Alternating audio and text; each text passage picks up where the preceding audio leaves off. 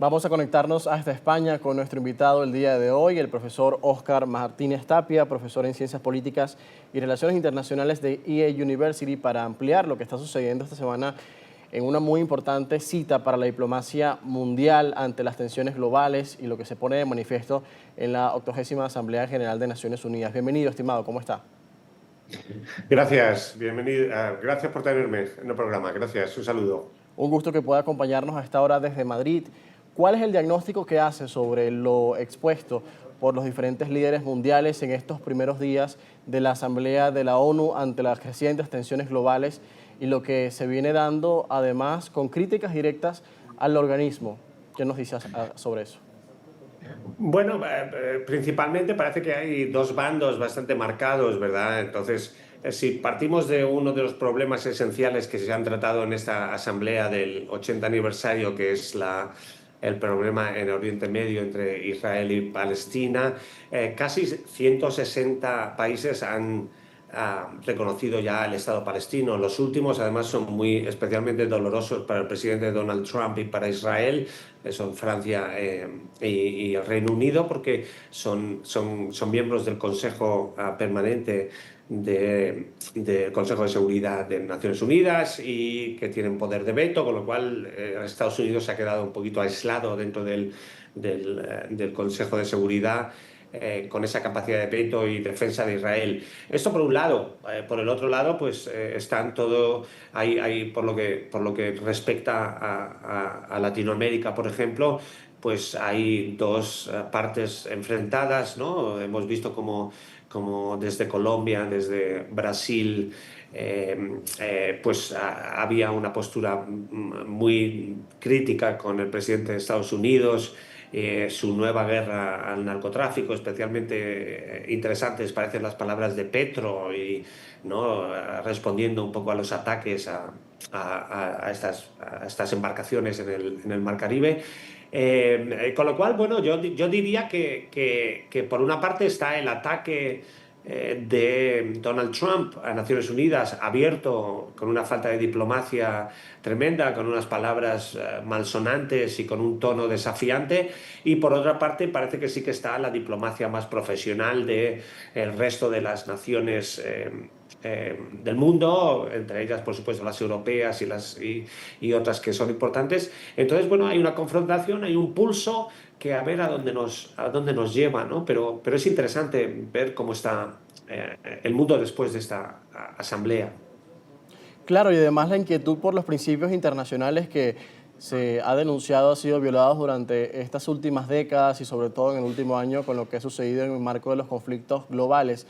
¿Qué cree usted va a poder representar esta cita internacional para hacer frente a eso, o si va a ser simplemente todo va a quedar en discurso y no va a poder contribuir en nada? ¿Qué nos dice sobre esa realidad? Es difícil de saber, pero digamos que, por ejemplo, en asuntos como el calentamiento global hay una postura muy desafiante de Estados Unidos con salirse del Acuerdo de París, mientras que todos los otros países, o muchos de los otros países, una mayoría inmensa de los países, sí que están a favor de algunas medidas globales. En lo que tú comentas sobre el derecho internacional, por ejemplo, ¿no? Que está puesto en tela de juicio por no solo Trump, sino otros líderes internacionales como Putin, como el presidente chino, etcétera. Bueno, pues es un pulso. Yo tengo la impresión, y si quieres que me moje en cuál va a ser el resultado de esto, yo te diría que mi predicción es que al final, que puede ser en 2, 3, 4 años, yo creo que los pactos internacionales y las leyes y el derecho internacional se van a imponer, digamos, a este coyuntural desafío de algunos de estos líderes populistas, nacionalistas, como el mismo presidente Trump. Bien, estimado, también sabemos que faltan todavía ver discursos importantes, incluso ya hemos visto en el caso del cuestionado primer ministro de Israel, Benjamín Netanyahu, se va a pronunciar el día de hoy y se espera que exponga la visión respecto a la guerra que ha estado sucediendo durante casi 2 años en la Franja de Gaza, así como otros temas controversiales como la posible anexión de Cisjordania ante el reconocimiento que le han dado al Estado palestino países europeos que antes no habían tenido una posición tan clara respecto a esto, y el acercamiento con la dirigencia de la autoridad palestina. ¿Qué cree que puede surgir a partir de ahora respecto a esto, y también la posición de Estados Unidos en el conflicto, que contradice a otros aliados europeos e incluso aliados en Medio Oriente?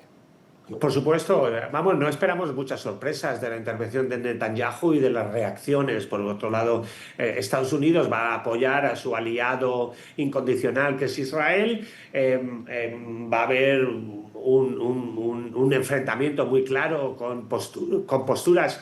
De nuevo, te vuelvo a decir que el hecho de que Francia, especialmente Francia y el Reino Unido, que tienen el mayor número de ciudadanos judíos de Europa, especialmente Francia, ¿no?, que también tiene muchos ciudadanos musulmanes, el caso de Francia y el Reino Unido, que hayan reconocido a Israel, es algo que duele mucho a Netanyahu y que duele mucho a Israel, y que puede cambiar un poco la dinámica de el conflicto, ¿no? Y que puede hacer atemperar de alguna manera las posiciones más beligerantes del señor Netanyahu y de Trump.